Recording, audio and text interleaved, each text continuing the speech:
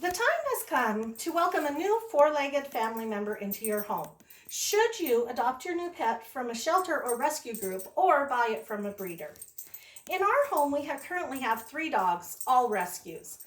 We have Spaz that we got from my parents when he was kicked out of their mobile home park. Izzy we got from the Crow Indian Reservation, where she was picked up as a stray. And Minda, our final dog. She was turned into the rescue group by her previous owners, who we later found out were neglectful. All 3 are happy, healthy dogs who have a great life.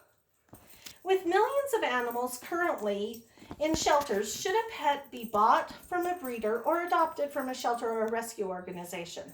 I plan to show you the pros and cons of adopting a pet through a shelter or rescue group and the pros and cons of buying a pet through a breeder, and let you make that decision. First off, with adoption, it saves lives. The Humane Society has this to say about saving lives. Each year, 2.7 million adoptable dogs and cats are euthanized in the United States simply because too many pets come into shelters and too few people consider adopting when looking for a pet.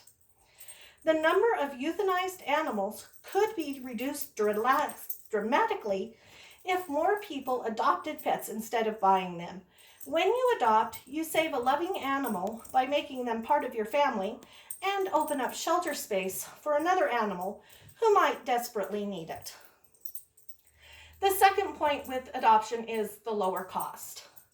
According to Vet Street, adopting a pet from an animal shelter is much less expensive than buying a pet from a pet store or through other sources. Buying a pet can easily cost $200 to $1,000 or even more. Adoption costs range from $50 to $200. In addition, animals from shelters are already spayed or neutered and vaccinated, which makes the shelter's fee a bargain.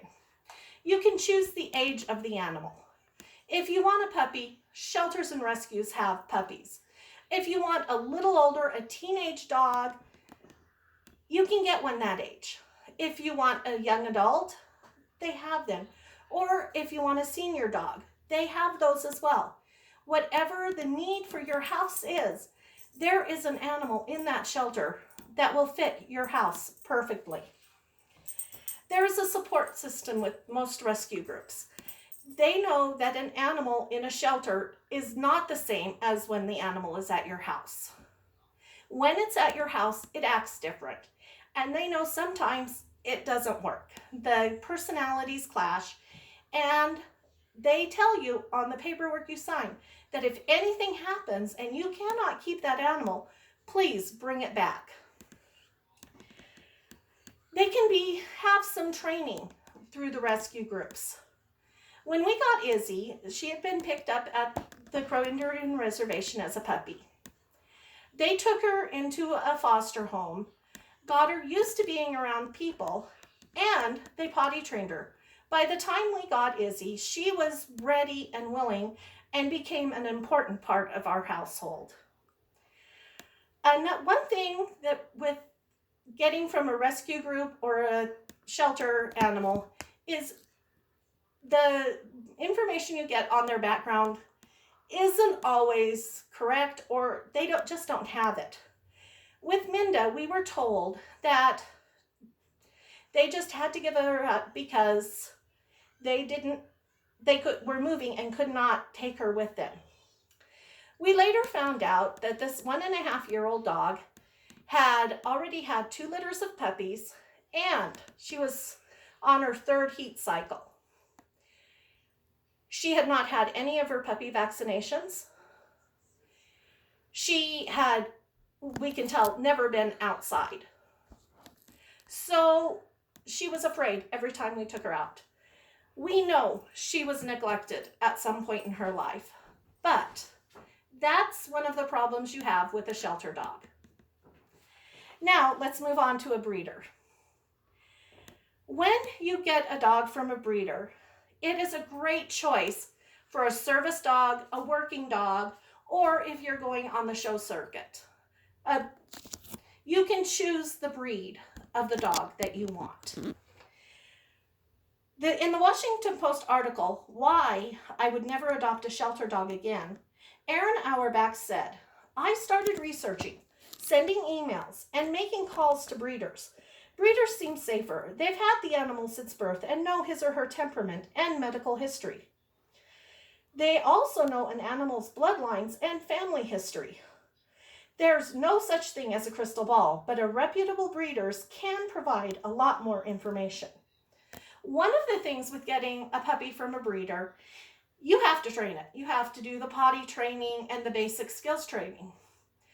But you also, if you're going to have that animal be a service dog or a working dog, you have to have it trained. My daughter's best friend Sam has her dog, a Coda, that she got through a breeder that is currently at training. She is being trained to be a psychiatric service dog and a medical alert dog. She is going to be going to this training for quite a while in the near foreseeable future because she needs that to be the dog that Sam needs her to be. With a breeder dog, you know their medical background. That breeder had them from the time they were a puppy. They know everything that animal has been through. You know who the parents are. You know what medical history those parents have. So with a breeder dog, you have all of that background. You know some of what could possibly come up in your dog's life. There is the expense, the initial expense of buying the animal. But there is always an expense with animals. Now, our pets are such an important part of our lives. They are part of us. We love our animals so much. But with the millions of pets in shelters, unless there is a need for a specific breed, I urge you to adopt. Don't shop.